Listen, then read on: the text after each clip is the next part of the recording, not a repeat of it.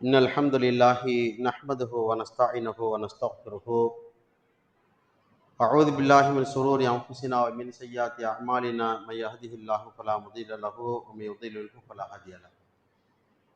وأشهد أن لا إله إلا الله وحده لا شريك له وأشهد أن محمدا عبده ورسوله. أما بعد فقد قال الله تعالى في القرآن العظيم: أعوذ بالله من الشيطان الرجيم.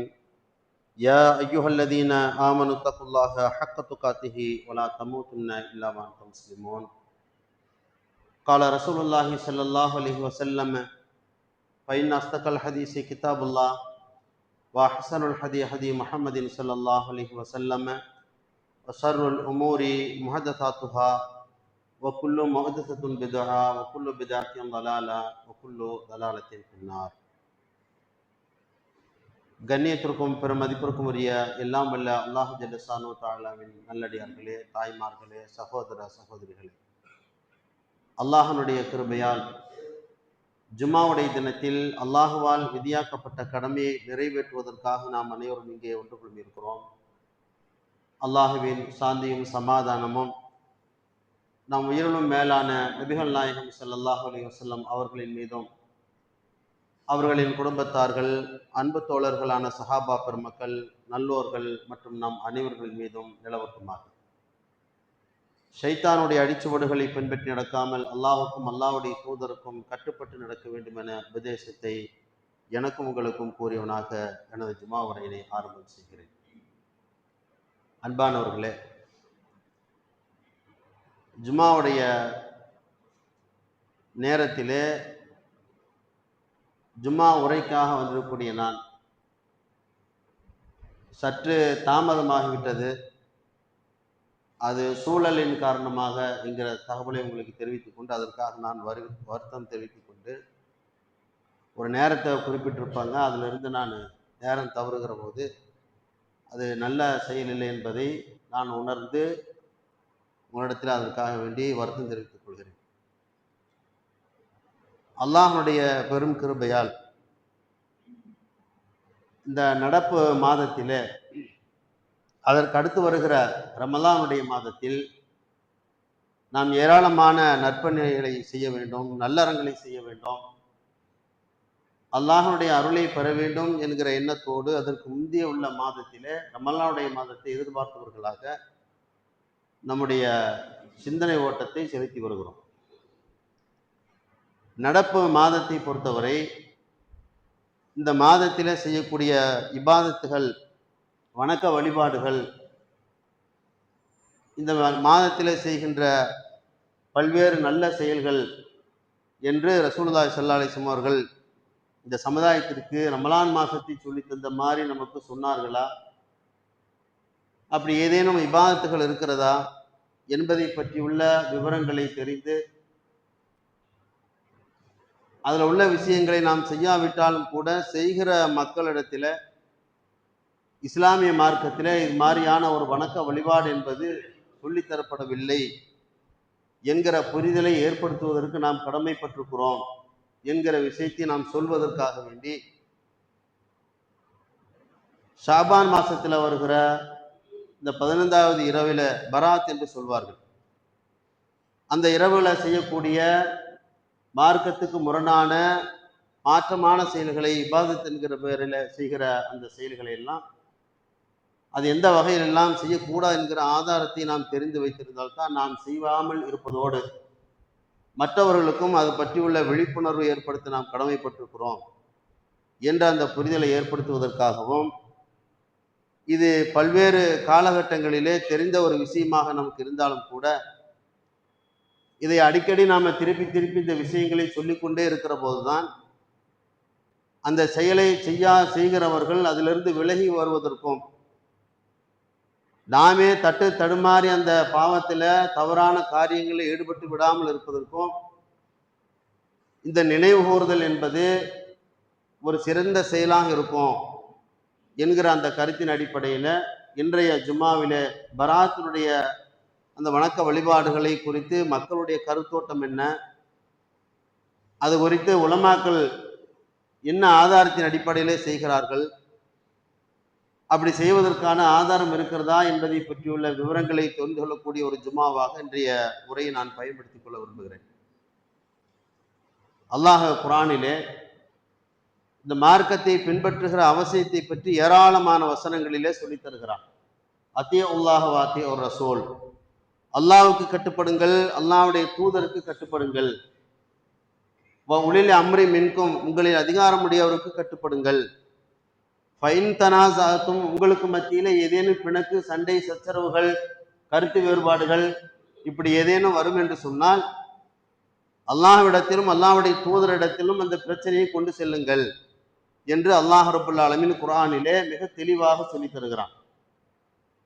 இது மாதிரி இன்னும் நூற்றுக்கணக்கான வசனங்கள் இருக்கிறது. அல்லாஹ்வுக்கு கட்டுப்படுங்கள், அல்லாஹ்வுடைய தூதருக்கு கட்டுப்படுங்கள், அப்போது நீங்கள் வெற்றி பெறுவீர்கள். உங்களுக்கான நேர்வழியே அல்லாஹ்வை பின்பற்றுவதிலும் அல்லாஹ்வுடைய தூதரை பின்பற்றுவதிலும் தான் இருக்கிறது. அல்லாஹ்வுடைய கட்டளை ஏற்று அல்லாஹ்வுடைய தூதர் எதை நமக்கு மார்க்கம் என்று சொன்னார்களோ அதை அப்படியே ஒரு இம்மி அளவு பிசகாமல் பின்பற்றுகிற அந்த பின்பற்றுதலைத்தான் அல்லாஹ் ஏற்றுக்கொள்வான். உங்களுடைய மனோ இச்சையின் அடிப்படையில் இருக்கக்கூடிய முடிவு என்பது அல்லாஹ் ஒரு காலம் ஏற்றுக்கொள்ள மாட்டான். உங்களுடைய முன்னோர்களுடைய கூற்றுக்கு இணங்கி இதுதான் மார்க்கம் என்று நீங்க நினைத்து செயல்படுவதையும் அல்லாஹ் ஏற்றுக்கொள்ள மாட்டான்.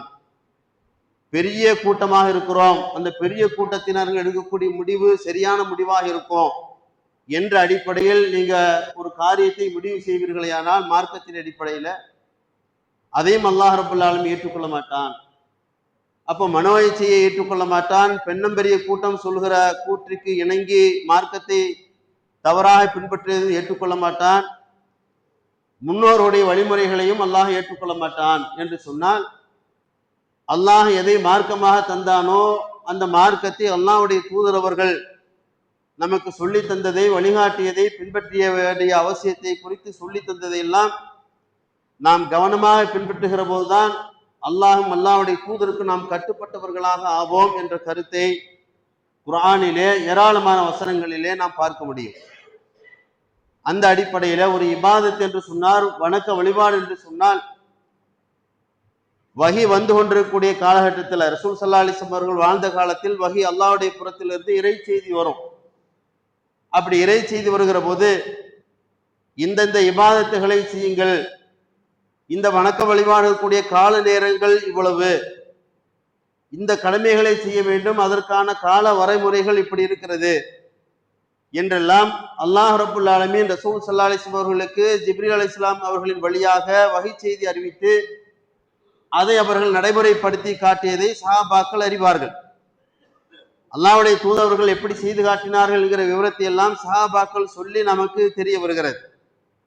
சஹாபாக்களுக்கு பிந்தி உள்ள மக்கள், நன்மக்கள் அதை பதிவு செய்து அதில் இருக்கக்கூடிய தப்பு தவறுகளை எல்லாம் களைந்துவிட்டு தூய்மையான வடிவத்தில் இந்த மார்க்கத்தை நம்முடைய முன்னோர்கள் நமக்கு தெளிவாக சொல்லி கொடுத்ததெல்லாம் காலப்போக்கிலே இஸ்லாமிய மார்க்கத்துக்கு முரணான கருத்துக்களை சரியான கருத்தாக என்று விளங்கியவர்களும், அல்லது இஸ்லாமிய மார்க்கத்தை பூண்டோடு அழிக்க வேண்டும் என்கிற கங்கணத்தோடு திட்டமிட்டு இந்த இஸ்லாமிய மார்க்கத்தில் களங்கத்தை ஏற்படுத்தி குழப்பத்தை ஏற்படுத்தினால் இந்த மார்க்கம் என்பது வளராமல் போய்விடும் என்கிற நோக்கத்தோடும்,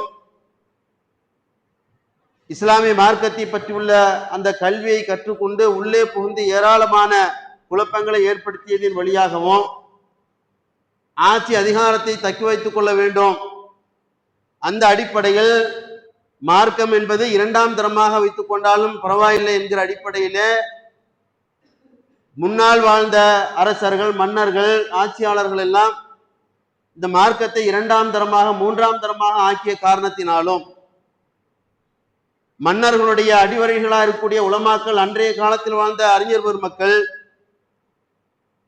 ஆட்சி அதிகாரத்தை தக்க வைத்துக் கொள்வதற்காக வேண்டி மக்களை அவர்களின்பால் இழுத்து கொண்டு வருவதற்கு ஜுமா மேடைகளிலே அவர்கள் எழுதி கொடுத்ததை, சொன்னதை நீங்கள் வாசிக்க வேண்டும் என்று அழுத்தம் கொடுத்த காரணத்தினாலும் இந்த இஸ்லாமிய மார்க்கத்தில ஒரு பெரிய அளவுக்கு ஒரு களங்கத்தை ஏற்படுத்துகிற நிலை அன்றைக்கு ஏற்படுத்தினார்கள். இன்றைக்கு அது உருவாகிவிட்டது.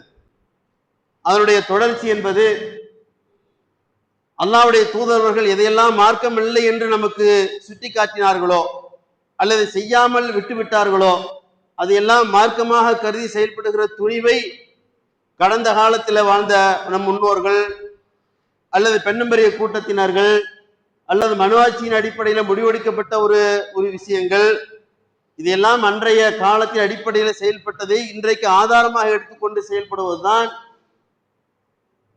ரஜப மாசத்துல 27வது நாள் மேராஜுடைய நாள் என்றோம், அந்த நாளிலே நோன்பு நோக்க வேண்டும் என்றோம், அதுல பல்வேறு இபாதத்துகள் செய்ய வேண்டும் என்று அல்லாஹ்வுடைய தூதரவர்கள் எதை நமக்கு கோடிட்டு காட்டவில்லையோ, செய்து காட்டவில்லையோ, அதை செய்கிற துணிச்சல் எங்கிருந்து பெற்றார்கள் என்கிற அந்த அறிவு நமக்கு கிடைக்கப்பெற வேண்டும். நடப்பு மாதம் என்பது ஷாபான் மாதம். ஷாபான் மாசத்துல 15வது இரவிலே செய்யப்படுகிற இபாதத்துகள் என்னென்ன இருக்கிறது என்று ஒவ்வொரு பள்ளிவாசல்களிலும் அன்றைய இரவிலே 10 மணிக்கு மேல பெரிய அளவுக்கு பயான் நடப்பதும், தொழுகை நடத்துவதும், திக்ர் செய்வதும், கபிரிஸ்தானுக்கு சென்று வருவதும், அன்றைய மாலை மகரிபிலிருந்து 3 யாசீன்கள் பள்ளிவாசல்களோ அல்லது ஒவ்வொரு வீடுகளிலோ ஓதி நம்முடைய முன்னோர்களுக்கு அதை ஹதியா செய்வதும், பல வீடுகளிலே சாம்பிராணி புகையிட்டு ஊதுபத்தி கொளுத்தி சப்பாத்தி ரொட்டியெல்லாம் சுட்டு அதை பல்வேறு நபர்களுக்கு பங்கிட்டு கொடுத்து தாங்களும் சாப்பிட்டு அன்றைய இரவு முழுக்க இபாதத்துல ஈடுபட்டு அடுத்த நாள் நோன்பு வைக்கக்கூடிய ஒரு பழக்கத்தை ஷாபானுடைய 15வது இரவிலே 15வது நாளிலே மார்க்கத்தை அறியாத மக்கள், பெரும்பாலான மக்கள் இன்றைக்கும் செய்து கொண்டிருக்கிறார்கள். நாம ஓரளவுக்கு மார்க்கத்தை அறிந்து வைத்திருக்கிறோம். இதுவெல்லாம் செய்யக்கூடாது என்று நமக்கு சொல்லித்தரப்பட்டிருக்கிறது. இதை செய்தால் நம்ம மார்க்கத்தில் இல்லாத ஒரு காரியத்தை செய்த பாவத்திற்கு ஆளாகி விடுவோம் என்கிற அடிப்படையில் அதிலிருந்து நாம் சற்று விலகி இருக்கிறோம். ஆனால் அதை செய்து கொண்டிருப்பவர்களுக்கு மத்தியில நம்முடைய எதிர்ப்பு தெரிவிக்கப்படுகிறதா, நாம் அந்த விஷயத்தை தெளிவாக சொல்லுகிறோமா என்று சொன்னால் அந்த அளவுக்கு இல்லை. முடிந்த அளவுக்கு அந்த செயலில் இருந்து நான் விடுபட்டு விடுகிறேன், எனக்கு அதுக்கு சம்பந்தம் இல்லை என்கிற அடிப்படையில் கூட நம்ம தள்ளி நிற்பதற்கு தயாராக இல்லை என்கிற அடிப்படையில் நமது செயல்பாடுகளும் போக்குகளும் இருந்து கொண்டிருக்கிறது. அதனால் மார்க்கத்தை பற்றியுள்ள விவரத்தை ரசூல் ஸல்லல்லாஹு அலைஹி வஸல்லம் அவர்கள் சொல்லும் பொழுது, உங்களுடைய நாவால் தடுங்கள், கையால் தடுங்கள், இயலல முடியலன்னு சொன்னா மனதால் வெறுத்து ஒதுக்கி விடுங்கள், அந்த செயலில் நீங்கள் ஈடுபடாதீர்கள் என்ற கருத்தில் ரசூல் ஸல்லல்லாஹு அலைஹி வஸல்லம் அவர்கள் மார்க்கத்தை பின்பற்றுகிற நன்மக்களுக்கு சொல்லுகிற செய்தி இதுவாக இருக்கிறது. அதனால வருஷத்துல பல மாதங்கள் இருக்கிறது. முஹர்ரம் மாசத்துல பல்வேறு பிதஅத்துக்கள், அனாச்சாரங்கள், துல்ஹஜ் மாசத்துல ஹஜ்ஜினுடைய அதை வைத்துக் கொண்டு பல்வேறு விதமான ஆடம்பரங்கள், இஸ்லாத்தில் இல்லாத முஸ்தூதி காரியங்கள், அது அப்படியே அடுத்தடுத்து வருகிற அதாவது ரபியுல் அவ்வல், ரபியுல் ஆஹிர், ஜமாத்துல் அவ்வல், ஜமாத்துல் ஆஹிர் ஆகிய 4 மாதங்கள் மௌலித் மாதங்கள். இப்படி வருஷத்துல ஒரு மாசம் கூட இடைவெளி விடாமல், சில சஃபர் மாசத்துல எந்த நல்ல காரியத்தை செய்யக்கூடாது, பீடை மாதம் என்று ஒதுக்கி வைக்கப்பட்ட காரியம், சகுனம் பார்ப்பது, இப்படி பல்வேறு விஷயங்கள் இந்த இஸ்லாமிய மார்க்கத்தின் பெயரால் புகுத்தப்பட்டு இன்றளவுக்கு முஸ்லிம்கள் அதை நடைமுறைப்படுத்துவது என்பது இஸ்லாத்திற்கு களங்கத்தை ஏற்படுத்துகிற செயல் மட்டுமல்ல, நாம் இஸ்லாமிய மார்க்கத்தை பின்பற்றவில்லை, வேறொரு விஷயத்தை நாம் விரும்பிக் கொண்டிருக்கிறோம் என்று அல்லாஹ் ரப்பல் ஆலமீன் எடுத்துக்கொள்வான். இன்ன தீன இன்தல்லாஹில் இஸ்லாம், அல்லாஹ்விடத்தில் மார்க்கம் என்பது இஸ்லாமே என்று அல்லாஹ் தெள்ள தெளிவாக சொல்லித் தருகிறான். வமையபுத்தகி கைரல் இஸ்லாமி தீனன், யார் இஸ்லாம் அல்லாத ஒன்றை விரும்புகிறாரோ பல யுக்பலு மின்ஹு, அது அவரிடமிருந்து ஏற்கப்படாது. இஸ்லாம் என்பது என்ன? ரசூல் ஸல்லல்லாஹு அலைஹி வஸல்லம் அவர்கள் இது வணக்க வழிபாடு, இதுதான் இஸ்லாம் என்று நமக்கு காண்பி தந்து விட்டார்கள். இதை விட்டுவிட்டு வேறொன்று எனக்கு பிடித்திருக்கிறது, நல்ல செயல்தானே என்று நான் செய்வது எனக்கு விருப்பமாக இருக்கிறது என்று நாம் ஒரு காரியத்தை முடிவு செய்து அந்த முடிவின் அடிப்படையில இபாதத்துகளை அமைத்துக் கொள்வது என்பது அல்லாஹ்வுடைய பார்வையில் இஸ்லாம் அல்ல, நீங்கள் வேற ஒன்றை விரும்பி இருக்கிறீர்கள் என்று அல்லாஹ் எடுத்துக்கொள்கிறான். மறுமை நாளில் நீங்கள் நஷ்டவாளிகளாக போய்விடுவீர்கள் என்று அல்லாஹ் ரப்பல் ஆலமீன் குர்ஆனிலே மிக தெளிவாக சொல்லித் தருகிறான். அந்த அடிப்படையில ஒரு இபாதத்தையோ, ஒரு செயலையோ, ஒரு நற்காரியத்தையோ நாம் முடிவு செய்வது என்று சொன்னால் இது ரசூல் ஸல்லல்லாஹு அலைஹி வஸல்லம் அவர்கள் நமக்கு செய்து காட்டினார்களா என்று நாம் பார்க்க வேண்டும். சொல் செயல் அங்கீகாரம் என்று சொல்வார்கள். ஒன்று ரசூல் ஸல்லல்லாஹு அலைஹி வஸல்லம் அவர்கள் சொல்லி இருக்க வேண்டும், அல்லது அவர்கள் செய்து காட்டி இருக்க வேண்டும், அல்லது சஹாபாக்கள் செய்ததை ரசூலுல்லாஹ் பார்த்து அங்கீகாரம் தந்திருக்க வேண்டும். நபித்தோழர்கள் செய்கிறார்கள், இது இஸ்லாத்துல உள்ளதுதான் என்று ரசூலுல்லாஹ் சொல்லி இருக்க வேண்டும், அங்கீகாரம் தந்திருக்க வேண்டும். இந்த மூன்றும் இல்லாதது இஸ்லாம் இல்லை என்பதை நீங்கள் புரிந்து கொள்ள வேண்டும். அல்லாஹ்வுடைய தூதர் சொல்லி இருக்கணும், அல்லது செய்திருக்க வேண்டும், அல்லது சஹாபாக்கள் செய்ததை ரசூலுல்லாஹ் பார்த்து அங்கீகாரம் தந்திருக்க வேண்டும்.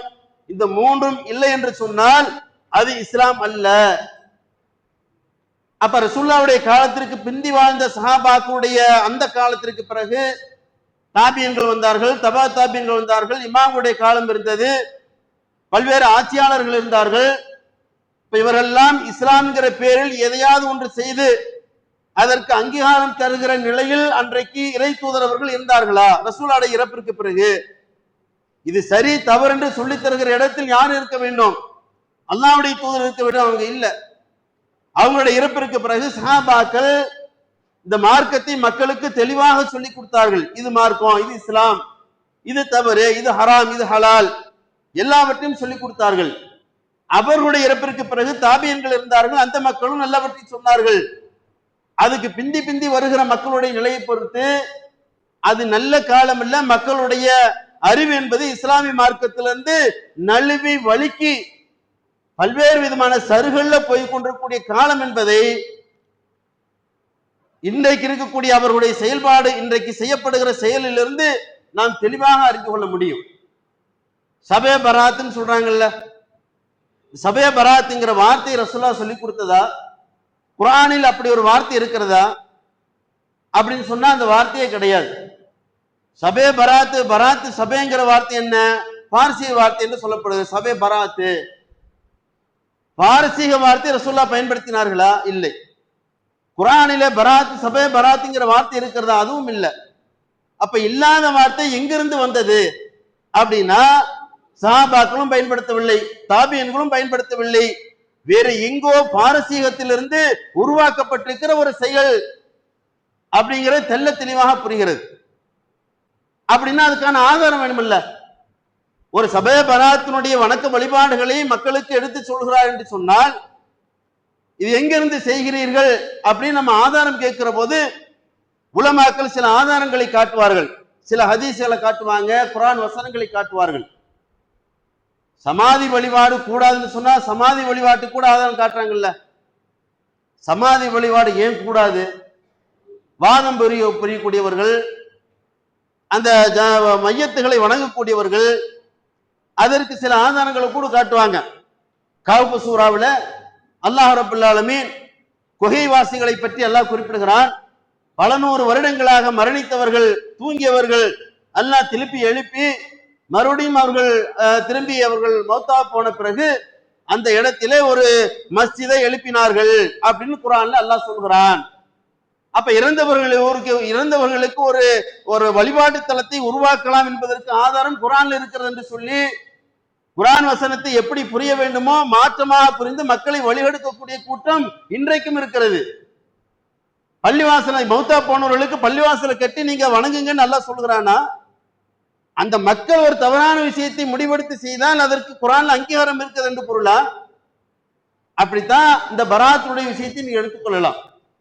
பராத்திற்கு ஒரு குர்ஆனுடைய வசனத்தை ஆதாரம் காட்டுவார்கள், ஒரு 4-5 ஹதீசுகளை ஆதாரம் காட்டுவார்கள். இதெல்லாம் காட்டித்தான் பள்ளிவாசல்ல இது எப்படிப்பட்ட இரவு தெரியுமா அப்படின்னு சொல்லி ரமலான் மாதத்துல லைலத்துல் கத்ருடைய இரவனுடைய சிறப்பை எல்லாம் தூக்கி விழுங்கக்கூடிய அளவுக்கு சில ஹதீசுகளை மேற்கோள் காட்டி இதனால் இந்த இபாதத்தை செய்யணும், இதற்கு அல்லாஹ் ரப்பல் ஆலமீன் அங்கீகாரம் தருகிறான் என்று சொல்லி குர்ஆன் வசனத்தை மேற்கோள் காட்டுவார்கள். அப்ப நம்ம அறியலன்னு வைங்களேன், ஓ இருக்கிறதோ அப்படி செய்யலாமா? இப்ப நம்ம வீட்டு பெண்களுக்கு இந்த விஷயத்தை சொல்கிற போது அன்னைக்கு ரசூல் ஸல்லல்லாஹு அலைஹி வஸல்லம் அவர்கள் இந்த செயலை செய்ததை அன்னை ஆயிஷா ரலியல்லாஹு அவர்கள் பார்த்தார்கள். அப்படியா அப்படின்னு சொல்லி பெண்கள் பார்க்க கேட்கிற போது நாம் ஏன் செய்யக்கூடாது அப்படிங்கிற ஒரு கேள்வி அங்கே இருந்து கொண்டு இருக்கும். அப்ப இதுக்கெல்லாம் தெளிவான ஒரு பதில் நமக்கு கிடைக்க பெறுகிற போதுதான் இந்த செயல் இஸ்லாத்தின் பேரால் பிற்காலத்துல யாரோ நுழைத்து விட்டார்கள். சபே பராத்து பாரசீகர்கள் நுழைத்தது போல, அந்த வார்த்தையை அரபுகள் அல்லாதவர்கள் நுழைத்தது போல இந்த இபாதத்துகளையும் யாரோ உருவாக்கி இருக்கிறார்கள் அப்படிங்கிறத இவர்கள் ஏற்றுக்கொண்டிருக்கிற மதுஹப் கித்தாபுகளே தெளிவாக சொல்லும். ஷாஃபி மதுஹப் ஆனி தாலிபின்கிற ஒரு புத்தகத்துல இந்த இரவை பற்றி, சபே பராத்தோட இரவை பற்றியும் ரஜப் 27 இரவை பற்றியும் பல்வேறு செய்திகளை சொல்லி இப்படிப்பட்ட செயல்களை செய்வது என்பது அருவருக்கத்தக்க ஏற்கத்தகாத பிதாத்தாகும். பிதாத்தின் சொல் நூதன அனுஷ்டானங்களில் உள்ளது. அல்லாஹ்வுடைய தூதரவர்களுடைய சொல் செயல் அங்கீகாரத்திற்கு உள்ளே வராத பிற்காலத்தில் யாரோ புதிதாக உருவாக்கப்பட்டதற்கு பிதாத் என்று சொல்வார்கள். இந்த செயல் பிதாத் என்று சொல்லி ஷாஃபி மதுஹபுடைய புத்தகம் யானு தாலிபான் என்கிற சொல்லக்கூடிய அந்த புத்தகத்தில் இடம்பெற்றிருப்பதை அந்த மதுஹபுக்காரர்களே மறுக்க மாட்டார்கள். ஆமா, இருக்கிறது. சபே பராத்துடைய இரவுல இந்த இபாதத் செய்வது தவறு, அது கூடாது என்றும் ஹனபி மதுஹப் புத்தகத்திலும் இருக்கிறது. என்ன, நல்ல நாட்கள் என்று கருதி சபே பராத்துடைய 15வது இரவுல பள்ளிவாசல்ல லைட் போடுவதோ, தெருவுள்ள விளக்குகளை அலங்கரிப்பதோ, அன்றைய இரவுல அந்த விவாதத்துகளை செய்வதெல்லாம் தடுக்கப்பட வேண்டிய பிதாத்து, வெறுக்கப்பட வேண்டிய விஷயம் என்றெல்லாம் மதுஹப் புத்தகத்தில் எழுதப்பட்டிருப்பதையே மதுஹபுக்காரர்கள் ஏற்க மறுக்கிறார்கள். அதான் பெரிய ஆச்சரியம். நமக்கு மதுஹபுக்கு ஏதாவது சம்பந்தம் இருக்குமா? இல்ல. நம்ம நேரா குர்ஆன் ஹதீஸின் அடிப்படையில செயல்படுகிற மக்கள். மதுஹபை ஏற்றுக்கொண்டிருக்கிற சுன்னத் வல் ஜமாஅத்தை சார்ந்தவர்கள் ஹனபி மதுஹபுக்காரர்கள் ஹனபி மதுஹபுடைய புத்தகத்தின் அடிப்படையில் செயல்படுவார்கள். ஷாஃபி மதுஹபுக்காரர்கள் ஷாஃபி இமாமுடைய கூற்றுக்கு இணங்கி செயல்படுவார்கள். இந்த ரெண்டு மதுஹப் புத்தகத்தினுடைய கூற்று என்ன, பராத்துடைய கூற்று என்ன? பராத் இரவு என்பது இஸ்லாத்துல சொல்லப்படாத ஒரு விஷயம் என்கிற கருத்தை சொல்லி தருகிற அந்த விஷயங்கள் அந்த மதுஹப் புத்தகத்தில் இருக்கிறது. இது யாரும் மறுக்க முடியாது. அப்புறம் எப்படி செய்யறாங்கன்னு சொல்லி ஒரு கேள்வி வரும். கேள்வி வந்தா அதோட நாளுடைய சிறப்பு என்ன? அன்றைக்கு இரவில வணங்குகிறார்கள் மக்கள். பள்ளிவாசல்ல அதற்கான ஏற்பாடு செய்யறாங்க. மகரிபில இருந்து துவங்கிறோம். மகரிபில பள்ளிவாசல்ல 3 யாசீன் ஓதுவார்கள். அதை தொடர்ந்து ஊரெல்லாம் யாசீன் ஓதுவதற்காக வேண்டி இஷா தொழுகை 10 மணிக்கு லேட்டா வைப்பார்கள். ஒவ்வொரு வீடுகளையும் 3 யாசீன் ஓதுவாங்க.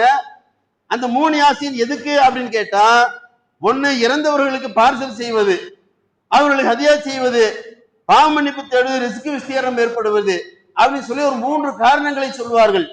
இந்த 3 யாசீனை ரசூல் ஸல்லல்லாஹு அலைஹி வஸல்லம் அவர்கள் வாழ்ந்த காலத்தில் பள்ளிவாசல்ல உட்கார்ந்து ரசூலுல்லாஹ் ஓதினார்களா, அல்லது எந்த நபி தோழராவது ஓதியதை பார்த்து நீங்க நல்ல காரியம் பண்ணினீங்க என்று ரசூலுல்லாஹ் அங்கீகாரம் தந்தார்களா என்று சொன்னா இல்ல. குர்ஆன் வசனம் எதுக்கு இறக்கப்பட்டதோ அதையெல்லாம் மறந்துவிட்டு பள்ளிவாசல 3 யாசீன் ஓதுவது பரக்கத்துக்குரிய செயல் என்று மக்களுக்கு அறிமுகப்படுத்தி பள்ளிவாசலோடு நிற்காமல் ஒவ்வொரு வீடுகளிலும் யாசீன் ஓதுங்க, அந்த யாசீன் ஓதுவதற்கு எங்களை போன்ற ஆளுகளை கூப்பிடுங்க என்று காசு வாங்கி யாசீன் ஓதுவதற்குண்டான கால நேரத்தை நீட்டிப்பதற்காக வேண்டி மகரிபிலிருந்து இஷா தொழுகை 10 மணிக்கு மேல வைக்கிறாங்க. 10 மணிக்கு மேல விசாச தொழுகை தான் இருக்கிறதா? ஒண்ணும் இல்லை. ஆனா மதுஹப் கிதாபுல சொல்லப்பட்டிருக்கிறது, இந்த நாட்களிலே ஒரு 100 ரக்காத்தை கொண்டு தொழப்படுகிற தொழுகை ஒன்று இருக்கிறதாம். அதுல 1000 முறை குல் ஹுவல்லாஹ் சூரா ஓதி தொழுகிற போது ஒரு இரவுல 100 ரக்காத் தொழுகணுமா. அந்த 100 ரக்காத்தும் குல் ஹுவல்லாஹ் சூரா என்பதை 1000 முறை ஓதணும். ஒரு ரக்காத்துக்கு 500 முறை ஓதணும்னு அர்த்தம். அப்ப இதை ஓதி தொழக்கூடியவர்களுக்கு அவர்களுக்கு சொர்க்கம் என்பது வாஜிபாகி விடுகிறது, சொர்க்கம் கிடைத்து விடும் அப்படிங்கிற கருத்தை சொல்லுகிற ஒரு ஹதீஸ் இருக்கிறது. அது நீங்கள் ஏற்காதீர்கள் என்று மதுஹப் கிதாப் சொல்கிறது. ரசூலுல்லாஹ் அப்படி சொன்னாங்கன்னு சொல்லி ஒரு செய்தி காட்டுவாங்க, ஆனால் அது ஏற்க தகுந்தது அல்ல என்பதை மதுஹப் புத்தகமே சொல்லுகிறது என்பதை மேற்கோள் காட்டி, இந்த இரவில என்ன இபாதத் இருக்கிறது? எதுவுமே இல்லை. விசேஷமான ஒரு தொழுகை என்பது ரசூலுல்லாஹ் காட்டி தராத காரணத்தினால் இஷா தொழுகை வழக்கம் போல தொழுகை தொழுவார்கள். அந்த தொழுகை 10 மணிக்கு தொழுகிறாங்க இல்லையா, அதை தொடர்ந்து பயான் நடக்கும்.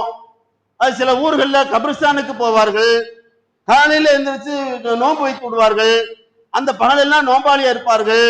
இதுக்கெல்லாம் என்ன ஆதாரம் அப்படின்னு கேட்டா, ரசூல் ஸல்லல்லாஹு அலைஹி வஸல்லம் அவர்கள் சில செயல்களை சொல்லி நமக்கு அந்த செயலை காட்டினார்கள் என்கிற ஆதாரத்தை காட்டுவார்கள். அதற்கு முன்பு குர்ஆனிலிருந்து ஒரு ஆதாரத்தை காட்டுவார்கள். அதை நம்ம பார்க்கணும்.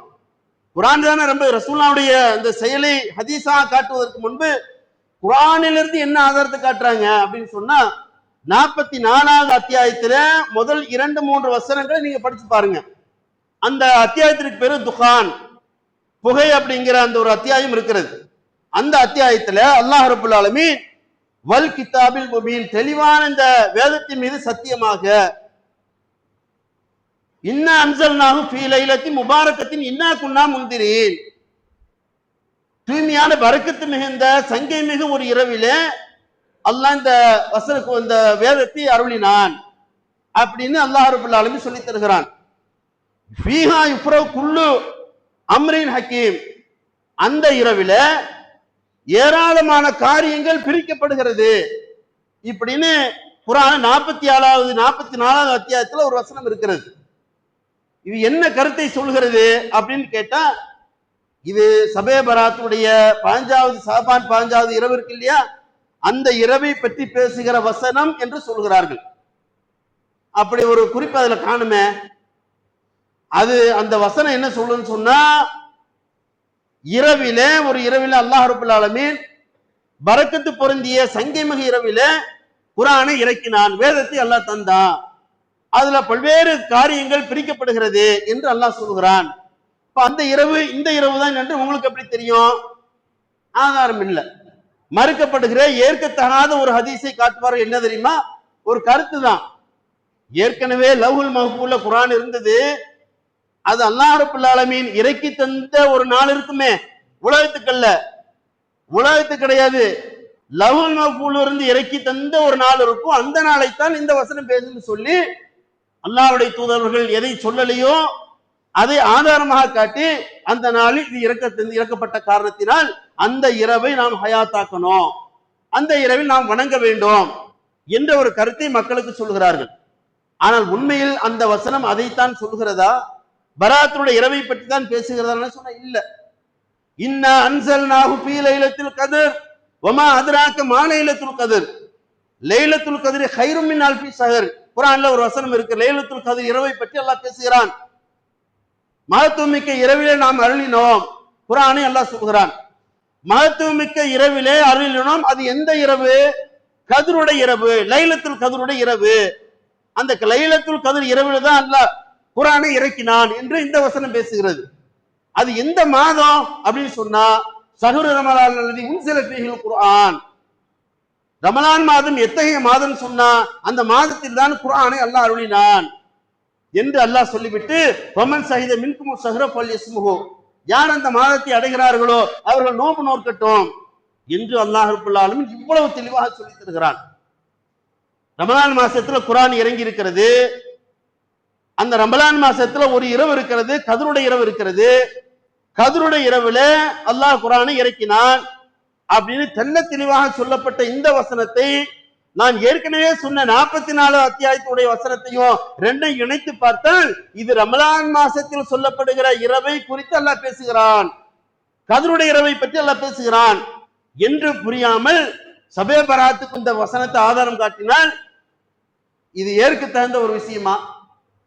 சாதாரணமா மார்க்கம் படிக்காதவர்கள் இந்த ரெண்டு வசனத்தையும் மெர்ஜ் பண்ணி ரெண்டை இணைச்சு நீங்க பார்த்து பாருங்களேன். இது ரமலான் மாசத்துல அல்லாஹ் குர்ஆனை பற்றி பேசுகிறான், இது பராத்தை பற்றி பேசலன்னு தெளிவாக விளங்கும். இது ஒரு ஆதாரம் என்று காட்டுகிறார். நிச்சயம் அது ஆதாரம் கிடையாது. அதே போல ரசூல் ஸல்லல்லாஹு அலைஹி வஸல்லம் அவர்கள் இந்த ஷாபான் மாசத்துல 15வது இரவுல பக்கீயுடைய தோட்டத்துல, அதாவது கபரஸ்தானுக்கு போய் நடுநிசையில எழுந்து அங்க போய் ரெண்டு துவா செய்தார்கள் அப்படிங்கிற ஒரு ஆதாரத்தை காட்டுவார்கள். ஏற்கத்தகாத ஹதீஸ் இது, பலகீனா இட்டுக்கட்டப்பட்ட ஹதீஸ் சொல்லி ஹதீஸை தொகுத்தார்களே புகாரி இமாம், திருமிதி இமாம், பல்வேறு இமாம்களே இந்த ஹதீஸை எப்படி சொல்வார்கள் சொன்னா, இந்த ஹதீஸ் எல்லாம் ஏற்க முடியாது, இது பலவீனமான இட்டுக்கட்டப்பட்ட ஹதீஸ்ன்னு சொல்லி அவர்களே அந்த விஷயத்தை பதிவு செய்கிறார்கள். அப்படி ஒரு பதிவு செய்த அந்த விஷயத்தை எதிர்த்து ஆதாரமாக வைத்துக் கொண்டு நாம இரவுல வணங்கணும், கபரிஸ்தானுக்கு போய் துவா செய்யணும்னு சொல்லி இந்த ஆதாரத்தை காட்டினால் இது ஏற்க முடியுமா? அப்படி ரசூலுல்லாஹ் செய்யலையே. செய்யாத விஷயத்தை பிற்காலத்தில் யாரோ உண்டாக்கி விட்டார்கள் அப்படிங்கிற அந்த விஷயத்தை நாம புரிகிற போது, பராத் என்ற ஒரு இரவை ரசூலுல்லாஹ் எந்த நிலையிலும் நமக்கு சொல்லித்தரல, பிற்காலத்தில் உண்டாக்கி விட்டார்கள் அப்படிங்கிற செய்தி ஹதீஸோடு நம்ம இணைத்து பார்க்கிற போது நமக்கு தெளிவான ஒரு விளக்கம் கிடைக்கப்படுகிறது. அதனால மார்க்கத்துல குர்ஆனில் இல்லாத, ஹதீஸில் இல்லாத ஒரு செயலை நன்மைங்கிற பேரை நமக்கு சொல்லி தருகிற போது அதை நன்மையா நம்ம எப்ப எடுத்துக்கணும்னு சொன்னா, இந்த செயலை ரசூலா செய்திருக்கிறார்களா, இதற்கு குர்ஆன்ல ஆதாரம் இருக்கிறதா, அல்லது இதுக்கு ரசூலா நேரடியாக செய்த ஏற்க தகுந்த ஹதீசுகள் இருக்கிறதா? ஏற்க தகுந்தது ஏற்க தகாதது ரெண்டு செய்தி இருக்கும் இல்லைங்க. ஒரு செய்தி ஒண்ணு, ஏதாவது ஒரு அரசியல் சம்பந்தம் ஒரு செய்தி, நமக்கு உங்களுக்கு அமெரிக்காவில ஒரு ஆட்சியாளனை பத்தி ஒரு செய்தி வருகிறது, அதுல ஏற்க தகுந்ததும் இருக்கும் ஏற்க தகாததும் இருக்கும். எல்லா செய்தி ஏற்றுக்கொள்வீர்களா? வாட்ஸ்அப்ல வர்ற பேஸ்புக்ல வர்ற எல்லா செய்தி உண்மையா? அதே நேரத்துல ஊடகத்தில் வரக்கூடிய செய்திகள் 99% உண்மையாக இருக்கும், எல்லாம் வடிகட்டி எடுப்பார்கள். அது மாதிரி மனித கருத்துக்களால் மனித சிந்தனைகளால் பிற்காலத்தில் வந்ததுதான் ஹதீசுகள். இறையச்சத்தோடு அல்லாஹ்வுக்கு பயந்து மிகச்சரியாக சொன்ன சஹாபாக்களுடைய கூட்டை தாபியன்கள் உள்வாங்கிக் கொண்டு பிற்காலத்தில் சொல்லி தந்தது மிகச்சரியான ஹதீசுகள். லட்சக்கணக்கான ஆயிரக்கணக்கான ஹதீசுகள் உண்டு. அவங்க இஷ்டத்துக்கு கையில மடியில போட்டு காலத்துக்கேற்ப சூழ்நிலைக்கேற்ப காசுக்கேற்ப மக்களுடைய அந்த நன்மதிப்பு கிடைக்க வேண்டும் என்பதற்காக வேண்டி செல்வம் செல்வாக்கு பொருளாதாரம் ஆட்சி அதிகாரம் இதெல்லாம் கிடைக்க வேண்டும் என்பதற்காக வேண்டி ரசூலுல்லாவை பயன்படுத்திய மக்கள் இன்றைக்கு நிறைய இருந்தார்கள். அதனுடைய தொடர்ச்சி இன்றைக்கும் வந்து கொண்டிருக்கிறது. அதனால பராத் என்று சொன்னால் அது அல்லாஹ்வும் அல்லாஹ்வுடைய தூதரும் காட்டித் தரவில்லை. எந்த செயலை ரசூலுல்லாஹ் ரமலான் மாசத்துல சொன்னாங்களோ, எதை லைலத்துல் கத்ர் இரவுல நீங்கள் தேடுங்கள் என்று சொன்னார்களோ, அந்த நாளைத்தான் நாம் கண்ணியப்படுத்த வேண்டும், அந்த நாளைத்தான் புனிதம் இருக்கிறது, அந்த நாளில் சொல்லப்பட்டது இந்த நாளோடு இணைத்து பார்க்காதீர்கள் என்கிற அந்த தகவலை சொல்லி முதல் உரை முடிக்கிறேன்.